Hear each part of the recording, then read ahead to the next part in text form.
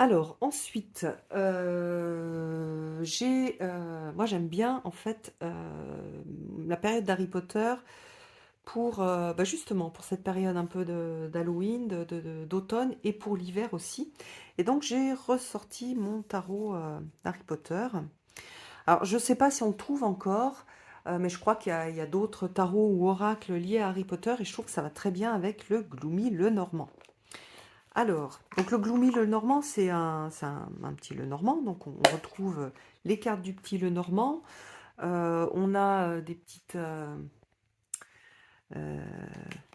des mots-clés juste à côté, donc ça permet de travailler très facilement avec le jeu.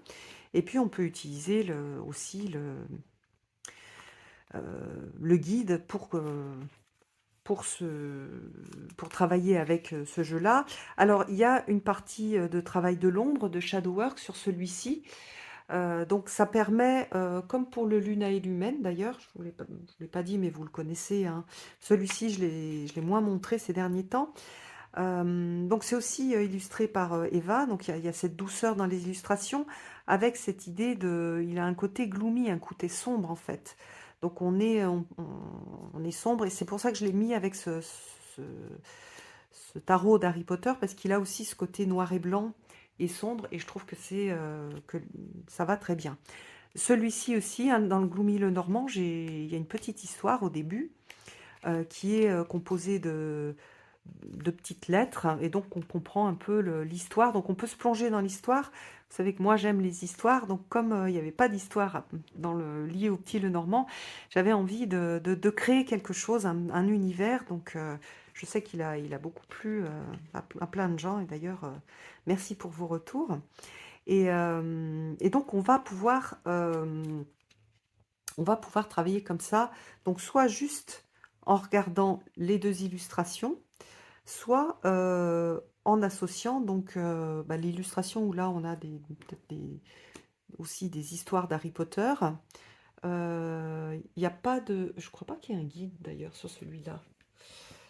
Donc moi j'ai pas de guide, mais je reconnais les personnages et utiliser par exemple le mot clé du petit Lenormand ou voilà ou l'illustration et si on a envie se plonger dans la petite histoire qui est pas longue, hein, j'ai fait vraiment quelque chose de court pour que ce soit facile euh, à, à appréhender, hein. On a un petit truc, voilà, une petite entrée de l'histoire, donc il y a une vente aux enchères dans la ville du Puy-en-Velay. On a trouvé un petit coffre, et ce petit coffre, il a été acheté pour une bouchée de pain.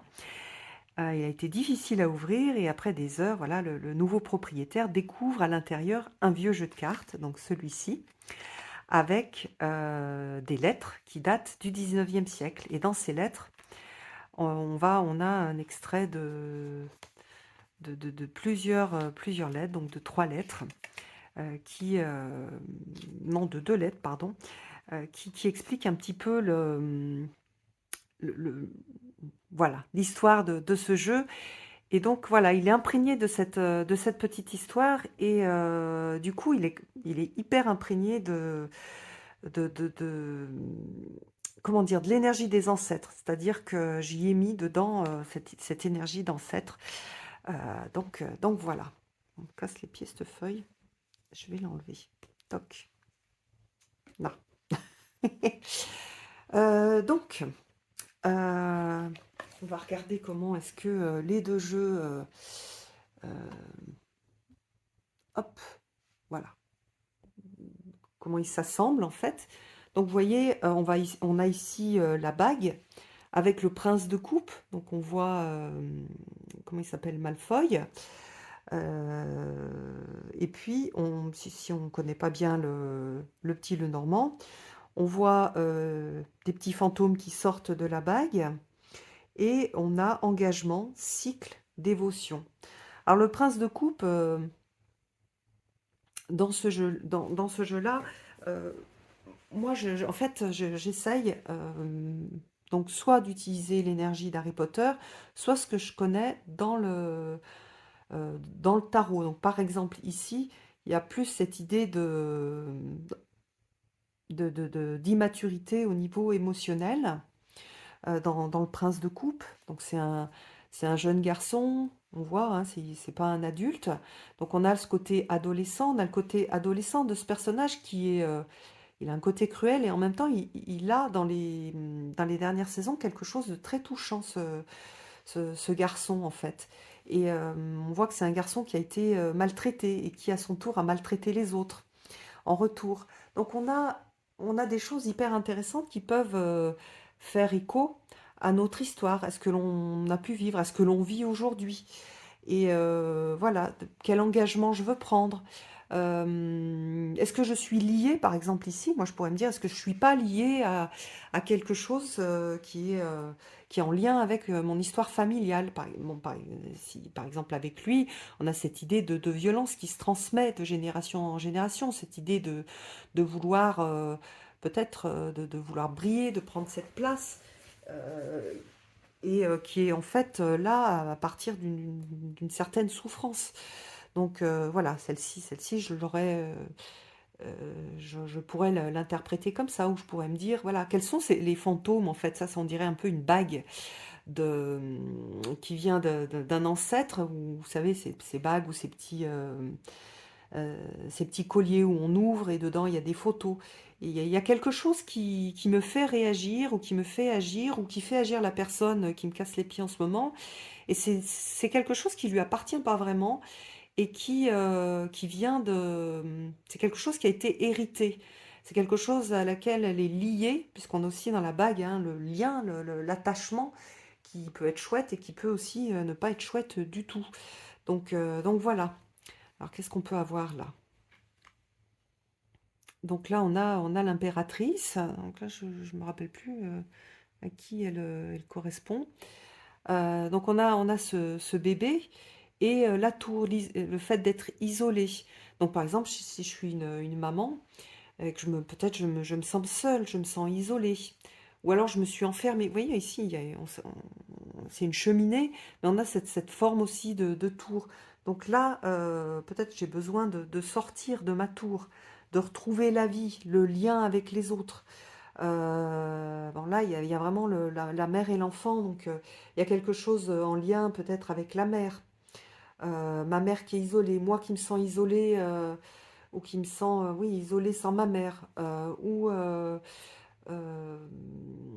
voilà, alors là, il y a tellement de choses à creuser ici, c'est hautement, ces deux cartes, elles sont géniales parce que c'est vraiment, il y a plein de choses qui peuvent ressortir en fonction de notre histoire. Le pont avec le soleil, donc, euh, qu'est-ce que je dis? Pourquoi j'ai dit le pont? N'importe quoi, le kiosque, le pavillon, euh, avec le soleil. Donc on a quelque chose aussi de très... là, on a ce côté de petit kiosque à musique. Donc là, moi, ça me fait penser à nouveau ce soleil et ce renaître de ses cendres à partir de cet endroit où peut-être c'est l'endroit où on rencontre les gens, un endroit un peu intime qui va permettre de rapporter du soleil dans ma vie. Donc aller dans des endroits où je peux avoir des activités sociales, etc. Voilà, donc qui va pouvoir me faire renaître. Alors après, il y a le fou avec l'étoile. Donc qu'est-ce qu'on a sur l'étoile? On a cette idée de connexion, de spiritualité avec ce fou parce que il est fou et a cette capacité aussi à suivre cette étoile et à avoir cette confiance. Donc voilà, peut-être la confiance, il y a peut-être y avoir des signes. Oui, je vais peut-être avoir des signes d'ailleurs. Là, on voit, on a une petite étoile en haut d'une fontaine, donc c'est peut-être ça, ce signe que je vais rencontrer. Un endroit où je vais avoir une étoile qui va être gravée, qui va me dire, crois à ta bonne étoile, crois en ta bonne étoile, crois en en ce qui peut paraître fou, qui est pas du tout, on n'est pas dans, bon, avec les cartes souvent on ne l'est pas trop, mais moi j'ai aussi moi j'ai une formation scientifique, donc j'ai fait des études assez longues au niveau des sciences. Donc j'ai aussi une part en moi qui parfois me dit, mais non, mais qu'est-ce que tu racontes? T'es à côté de la plaque. Reste, comment dire, ne crois pas aux signes, juste sois très cartésienne, etc. Et non, voilà, il faut être aussi un peu fou dans sa vie et croire en sa bonne étoile, croire en signe, croire à la synchronicité, croire aux choses qui arrivent aussi sans qu'on ait à faire énormément d'efforts. Il faut juste ouvrir les yeux et prendre les choses qui arrivent. Donc voilà. Donc là, on a les petites clés avec cette idée de bazar et là, balayer. Donc il va falloir balayer, nettoyer pour pouvoir trouver en fait la solution. Donc des fois, c'est juste ranger chez soi. Parfois, il y a trop de choses autour. Il faut un peu faire un peu du propre, quoi, pour, pour, euh, pour pouvoir avoir, pour simplifier les choses et trouver la bonne clé pour avoir la solution. Donc ça, c'est super intéressant. C'est pareil, ça va hyper bien ensemble. Franchement, ils vont très très bien ensemble. Là, on a le deuil avec... Oui, ce que j'ai oublié de dire, c'est que ce jeu-là, hein, celui-ci, il est fait à partir il est plus inspiré... Enfin, c'est un mélange de Thoth et de Rider-Waite. Donc, on a certains titres qui ressemblent beaucoup au Thoth.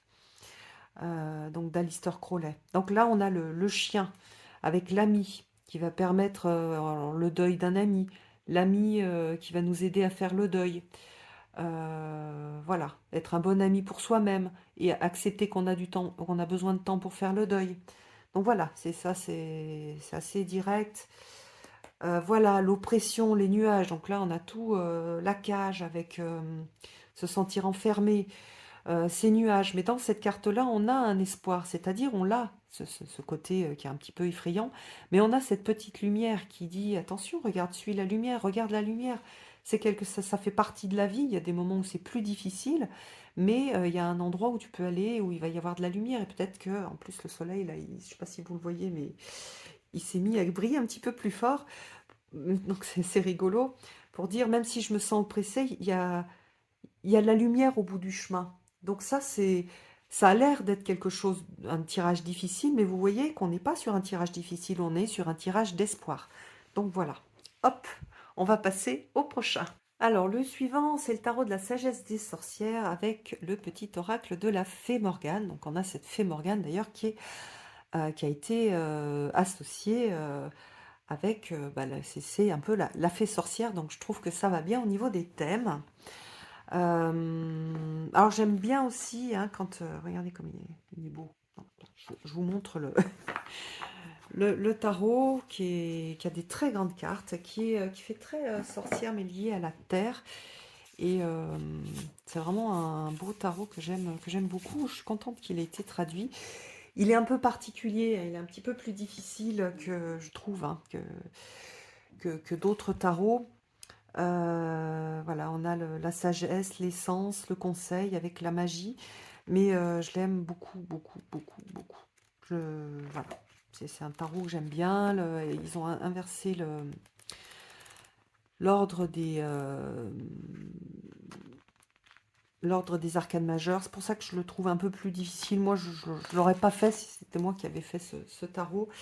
Mais j'aime bien en fait son énergie, j'aime énormément le travail de l'illustratrice hein, qui s'appelle Danielle Barlow, qui a fait aussi un oracle auto-publié qui est très joli. Et donc je trouve intéressant de voilà, hop, de l'associer avec le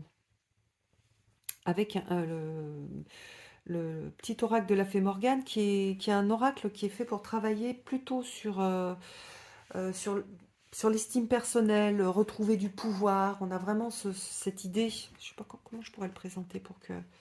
Voilà, là. On a vraiment cette idée en tout cas moi j'avais cette intention quand j'ai fait le petit oracle de la fée Morgane, d'être dans le fait voilà, de regagner du pouvoir. Là, on a ce côté sorcière où on va regagner du pouvoir. Là, on a Baba Yaga, on a cette déesse de feu, on a plutôt des femmes, enfin, on a pas mal de vieilles femmes, et du coup, je trouve ça intéressant. Alors, par exemple, euh, on a cette idée, alors là, par exemple, est-ce que si on avait ces deux-là, on a l'équilibre, et l'heure n'est pas à l'action, mais à la contemplation. Ferme les yeux, pénètre de l'autre côté des brumes et découvre-y la véritable essence de l'existence. Donc là, par exemple, c'est aussi cette idée d'équilibre entre le monde matériel, ce qu'on me demande de faire dans ma vie de tous les jours ou dans mon travail, et puis l'aspect de découverte de l'essence de l'existence. Donc j'ai besoin, si je suis trop dans des choses, on va dire, éthérées, internes. Peut-être qu'il faut que je revienne un petit peu sur Terre, que je fasse ce que j'ai besoin de faire dans ma vie de tous les jours. Ou alors si je suis trop dans ah mince, il faut que je fasse ça, il faut que je fasse les courses, il faut que je téléphone pour réparer ma chaudière, etc. Bah, peut-être aussi reprendre un petit peu de temps pour revenir à soi, pour aller redécouvrir cette essence de l'existence qui fait que je suis moi et que c'est pas juste, il n'y a pas que la vie en fait de tous les jours qui a son importance. Alors, hop, on va prendre une autre carte. Qu'est-ce qu'on a? Ah, l'art de la séduction. Nul besoin d'avoir un corps parfait et une intelligence supérieure pour séduire. C'est la juste évaluation de tes qualités et la confiance en ta capacité à être apprécié qui sont les plus importants. Alors là, par exemple, ça pourrait être euh, un, un message de tes guides, hein, des gens qui t'accompagnent. Donc ça peut être des ancêtres, ça peut être voilà, des ancêtres, des dieux, des déesses, si tu es chrétien ou chrétienne, ça peut être voilà, la Vierge Marie. Donc en fait, peut-être qu'aujourd'hui, tu as un problème d'estime personnelle parce que tu te trouves pas assez parfait ou parfaite, pas assez intelligent, pas assez ci, pas assez le ça. Si tu fais du sport, on peut aussi le voir sur l'aspect pas assez bon en sport, pas assez bon en ci. Et on en a vraiment ce truc des deux là d'estime euh, à partir du jugement des autres. Et là, on a ce conseil de tous les êtres qui te dit attention, attention, évalue-toi de façon juste, regarde ta capacité à être apprécié, voilà, et confiance en ta capacité à être apprécié, même si tu n'es pas parfait, parce que ne te raconte pas d'histoire. Ça, on est à nouveau sur cette idée des réseaux sociaux qui nous font nous raconter des tonnes d'histoires et qui nous rendent malheureux. Toi, tu as aussi ta valeur. Tu as ta valeur qui est particulière. Il y a eu un assemblage qui a été fait. Tu as été tricoté avec des fils différents des autres. Et c'est ça qui fait ta valeur. Donc c'est ça que tu as à mettre en avant. Et pas essayer d'être quelqu'un d'autre ou d'être Superman ou etc. Ou Wonder Woman. Donc ça, ah, j'aime bien. C'est un beau message. Qu'est-ce qu'on a? Ah, j'adore la façon dont elle a représenté les choses. On a ce set d'air avec ses plumes. Alors très souvent dans ce jeu-là, moi j'utilise vraiment l'intuition. Et donc là on a, alors je vais lire Camelot. Parfois il fait bon se reposer sur les structures que d'autres ont construites. Tu n'es pas obligé de tout contrôler, de tout réinventer. Tu peux aussi faire confiance. Et on a cette petite construction qui a été faite avec des plumes et qui doit apporter un peu qui va bouger en fonction de l'air, qui peut représenter cette structure qui a été faite par d'autres. Et on a cette idée aussi de se laisser porter en fait, de se laisser porter par le vent. Et donc voilà, je suis pas obligée de tout contrôler hein, quand on est anxieux. Alors ça, moi je connais bien. Souvent, on a envie de tout contrôler et de tout réinventer. Mais on peut aussi faire confiance et se laisser porter par le vent. Donc on a quelque chose de très intéressant aussi sur cette partie. Donc je vous montre aussi donc voilà, la lune décroissante avec le 6 d'air. Donc on a cette famille avec les petits... euh, donc faut prendre le temps de bien regarder. Hein. On a cette famille avec les petits oisillons, les petits cygnes, et puis on a aussi le renard. Donc on a la protection aussi des parents. Donc voilà. Euh, voilà. Bon, il y a plein de trucs qui me viennent aussi, mais je vois que la vidéo va être assez longue, donc je vous montre un petit peu. Vous pouvez faire une pause et voir un petit peu pour faire à l'essai, de voir un peu comment est-ce que ça peut résonner en vous, d'associer ces deux-là. Mais voilà, j'aime beaucoup, beaucoup cette association de cartes. C'est très sympa, puis ça me permet de ressortir ce jeu. Bon, celui-ci, il est toujours sorti, mais celui-là, ça fait aussi pas mal de temps que je l'ai pas utilisé. C'est vraiment un jeu que j'aime énormément. J'aime beaucoup, beaucoup ce qui est fait. C'est très délicat. Oui, on a quelque chose de, oui, oui, de délicat et très naturel. Et je trouve qu'en cette période, c'est hyper intéressant. Donc voilà. Alors, le duo suivant, c'est le tarot. Ah, je crois qu'il y a un nom de fée. Je vous le mettrai sous la vidéo. D'ailleurs, j'essayerai de chapitrer la vidéo parce que je vois que j'ai complètement dépassé le temps que j'avais prévu de passer sur sur cette vidéo. Donc, bon, elle risque d'être très très longue. Ce tarot qui est, en plus, là, c'est la version en français. Non, moi, j'arrive pas à me souvenir. Donc, je vous laisse, si vous savez, me le mettre dans les commentaires pour les autres. Et puis sinon, je chercherai tout à l'heure. Alors, j'aime bien ce tarot parce qu'il est dans les couleurs automnales. Et puis, il y a une grande douceur, en fait, dans le tarot. Et je trouve qu'il est hyper intéressant pour...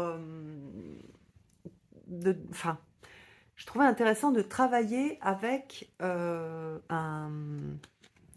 petit oracle, parce qu'il est quand même assez chargé, il y a plein de choses qui se passent, et du coup, de travailler avec une couleur, donc un lien avec la couleur, hein, parce qu'on a tous des liens un peu particuliers avec les couleurs, et, euh, et un petit texte, ça peut être assez sympa. Puis en plus, c'est l'occasion de vous montrer comment on peut utiliser les petits oracles avec des tarots. Donc par exemple ici, on a le roi de denier avec la terre. L'univers prend soin de moi et je suis en sécurité quoi qu'il se produise dans ma vie. On a vraiment, ça fait vraiment écho avec le personnage plus âgé et la petite fille. Donc on a cette idée de roi de denier qui protège la petite fille. Donc ça peut être un vrai père.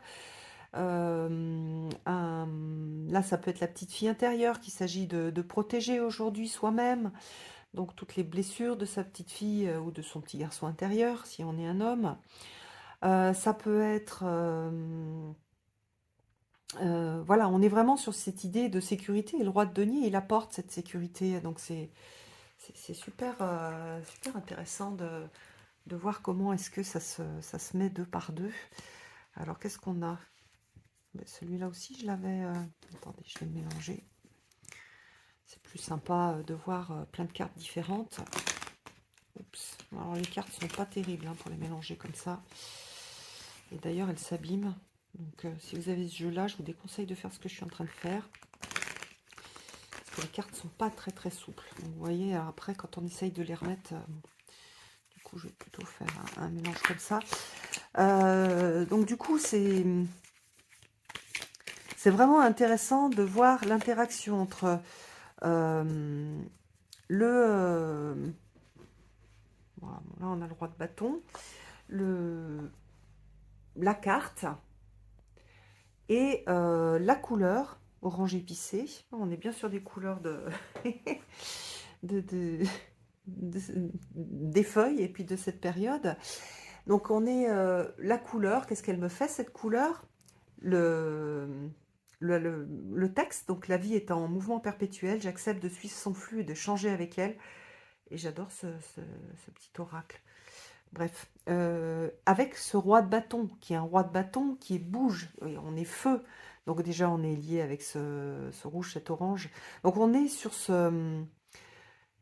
cette idée de changement, de mouvement. Et donc voilà, c'est une invitation à suivre et à pas résister.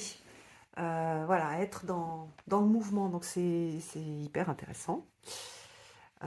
Voilà, c'est chouette. Ben là, le reine de bâton, on va passer un petit peu. Non, on va pas prendre le roi de renier. Allez. Mais on dirait qu'il n'y a que les cartes de cours qui veulent sortir. Bon, moi, je vais faire je vais vous montrer avec d'autres cartes. Alors, qu'est-ce que j'ai? Orange vif.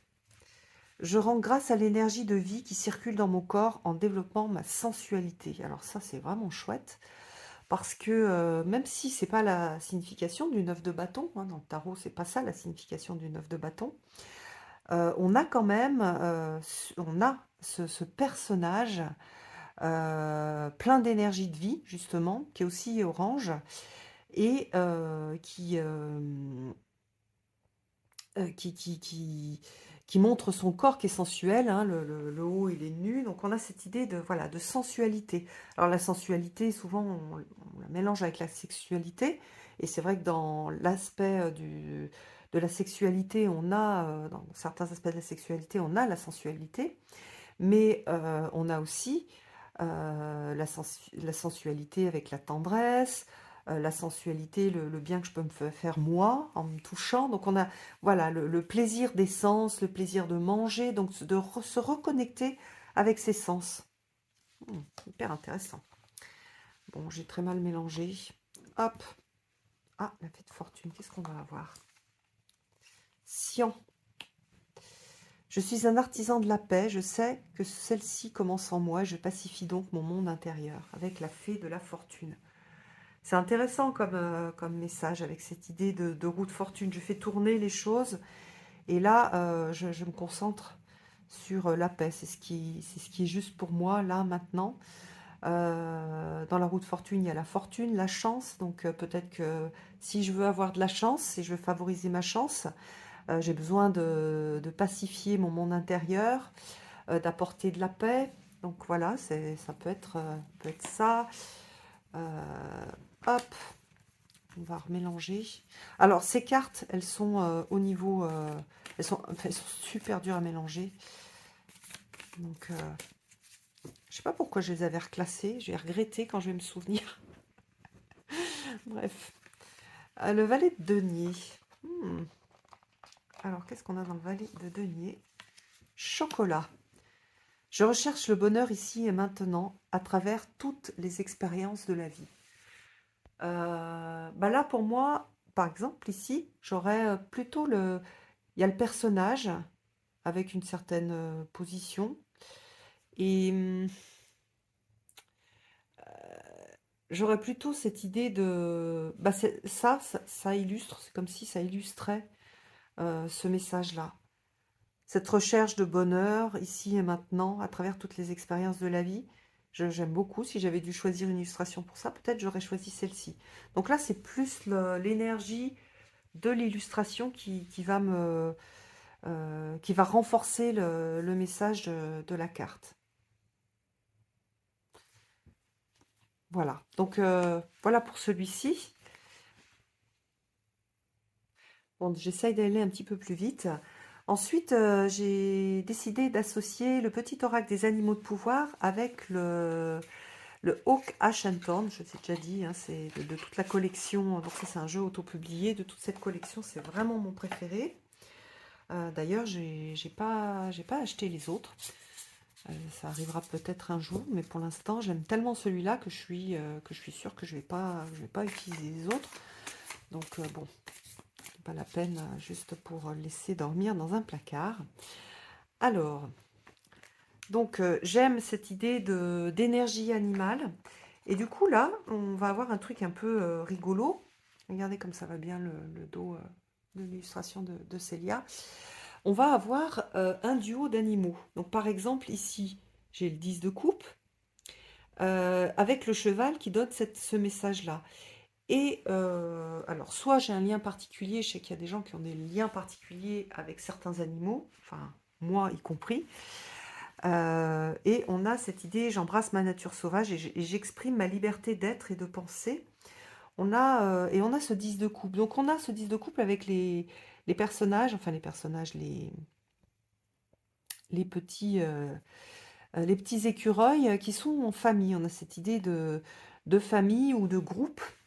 Donc famille de sang, famille on va dire de groupe, en fait, on va pas dire famille d'âme, voilà, etc., famille de cœur.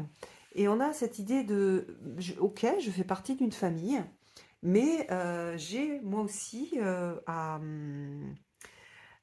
exprimer ma part, alors ma nature sauvage, ma part particulière, qui fait que je suis unique et j'ai quelque chose à apporter au groupe. Donc c'est ça, j'exprime ma liberté d'être et de penser. Voilà, regardez comme ça va bien au niveau des couleurs, qui va s'exprimer à travers ce cheval. Donc on a cette énergie de cheval, ce message de cheval qui va être lié à ces petits écureuils sur le 10 de coupe. Ça marche hyper bien. La reine d'épée, alors qu'est-ce qu'on a? La colombe. Donc là on a deux oiseaux. Attendez, pour que vous les voyez, je vous mets d'ici. Je pacifie mon monde intérieur pour pouvoir ensuite offrir cette paix à l'univers. Donc on a, c'est marrant, c'est deux fois qu'on tombe sur ce type de message avec ces petits tirages. Donc c'est que le monde a bien besoin de paix. Alors on a cette reine d'épée. Alors la reine d'épée, c'est un personnage féminin, donc elle a des qualités féminines, mais c'est aussi un personnage qui est dans le domaine des épées. Et les épées, on est sur la pensée, on est sur la logique. Et par exemple, c'est aussi pour pacifier son monde intérieur, donc on est sur les émotions, on va aussi utiliser des façons assez mentales. C'est-à-dire, par exemple, je vais me poser des questions sur, je suis super en colère sur telle chose, etc. Essayer un peu de prendre de la distance grâce à mes capacités de réflexion. Ok, le monde est comme si, il se passe ça, ça ne me plaît pas, mais malgré tout, déjà, j'essaye, par exemple, si je suis en conflit avec quelqu'un, je peux me dire, ok, en fait, ce que la personne m'a dit, ça parle pas du tout de moi, ça parle de lui, de ses souffrances, de son manque de confiance, etc. Donc, en fait, ça me concerne pas.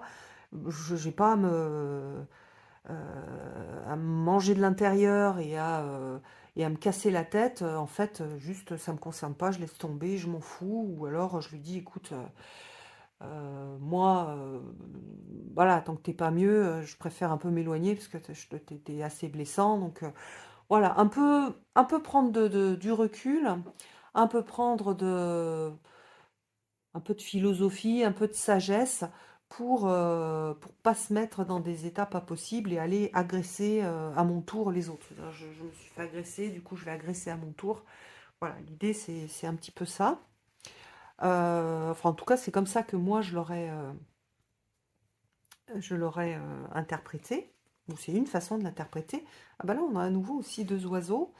Le pivert, je protège et je prends soin de mon clan, que ce soit ma famille de sang ou de cœur. Et on a ici l'as d'épée. Donc on a cette idée du pouvoir de la pensée dirigée, pas la pensée qui part dans tous les sens. Voilà ce que je veux, voilà ce que j'ai décidé, voilà ce que je vise. Et donc je vais les protéger. Comment je fais pour les protéger? Donc il y a dans l'as d'épée aussi, il y a le comment je vais planifier, c'est quoi mon idée, comment je vais prendre soin d'eux. Donc par exemple, c'est plus, oh tiens, plutôt que de dire, oh tiens, il faudrait que j'appelle, non, plutôt, oh, il faudrait que telle personne, elle est seule, il faudrait que je prenne un peu plus soin de cette personne, se sent seule en ce moment, elle n'est pas très bien. Et ben, je vais aussi, je vais le faire, mais comment je vais le faire? Ah bah tiens, je me dis, je me mets un petit rappel, et cette telle personne, je me mets un rappel tous les jours, tous les mardis à 18h30, je l'appelle pour un peu lui changer les idées. Je me fais une petite liste de trucs dont je vais lui parler, qui vont lui changer les idées, pour essayer de l'aider et de lui apporter un réconfort, sans forcément dire oui, mon pauvre ou ma pauvre, mais peut-être lui raconter des histoires, voilà, je fais une petite liste de ce que je peux faire pour apporter cette aide. Ou alors, bah tiens, prendre soin de telle personne, c'est aussi l'aider au niveau pratique. Je vais aller chez elle, je sais que telle personne elle en bave pour remplir des papiers, ben je vais l'aider à remplir ses papiers. Donc on a quelque chose d'assez concret dans cette idée de prendre soin. Alors que si on avait eu une carte de couple, ça aurait été plus émotionnel, serré dans les bras, etc. Là, on a plus quelque chose de pratico-pratique. Alors ensuite, le lézard, rêver, savez, c'est déjà commencé à la transformer. Ah ben, avec le pendu, on a un truc génial. C'est-à-dire qu'on est sur le temps suspendu et ça me permet de commencer à rêver pour pouvoir, après, à partir de ces rêves, petit à petit, bah, transformer aussi mon état d'esprit, voir un peu ce qui me fait rêver, justement, ce qui me donne envie, mais pour de vrai, quelque chose de profond. Et d'ailleurs, en programmation neurolinguistique, en coaching, il y a des exercices où on fait un rêve, en fait. Je rêve ma vie dans 5 ans, je la rêve dans 10 ans, et à partir de ça, donc j'écris, hein, je vous invite là-dessus, écrire vos rêves, donc, prendre le temps de rêver, puis après écrire. Et, euh, et ça, c'est déjà, c'est super puissant pour, c'est une force de transformation qui est reconnue pour être puissante, donc dans les méthodes de coaching. Bon, j'ai dit que je prenais pas de temps, mais je prends encore plein de temps. Oh, le 6 de coupe avec l'abeille. J'œuvre en harmonie et pour le bien de tous. Donc vous voyez là, tout le monde œuvre et est en train de faire un petit, peut-être un petit stock ou de partager. Là, je peux voir un petit partage. Je peux voir, voilà, qu'est-ce que je fais avec les autres. C'est intéressant cette série de coupes avec les petits écureuils parce qu'on a vraiment ce côté de famille, d'être ensemble sur pas mal des cartes. Donc voilà, on a cette idée d'harmonie, de groupe. Et quand on est sur le bien de tous, elle est aussi intéressante, c'est-à-dire même des gens que je connais pas forcément. Typiquement, l'écologie, bah, c'est pas que pour soi. On œuvre pour le bien de tous en prenant soin de l'écologie, en ayant des actions qui sont, c'est pas prendre soin de l'écologie, c'est qui sont voilà, pour préserver pour préserver la terre, pour préserver, donc ça nous préserve nous, mais ça préserve aussi les personnes qui viendront après nous. Donc on a ça. Donc ça marche il marche ultra bien avec. Alors tous les deux, c'est incroyable. Le renard. Pour se sortir des situations délicates comme ce petit faon qui a l'air si fragile et si perdu, il est parfois nécessaire de s'exercer à l'art du camouflage et de la ruse, pardon. Donc peut-être je me sens comme ça. Mais le renard me dit oui, si tu veux pas que je te dévore, s'il veut pas te faire dévorer, il va falloir un peu, pas juste être en plein milieu et puis t'exposer. Il va falloir un peu être malin. Et donc voilà, voilà pour. Voilà, je vous montre d'autres choses. Je vous laisserai faire une pause et peut-être vous inspirer avec voilà la tour avec la libellule. Je quitte le monde des illusions. Oh mon Dieu, que c'est juste avec la tour. J'ouvre mon esprit à la réalité pour trouver ma voie. Incroyable. Donc voilà, on peut vraiment faire des tirages incroyables avec ces deux jeux. C'est et beau et les messages ouais, vont très très bien ensemble. Donc, donc voilà pour ce duo.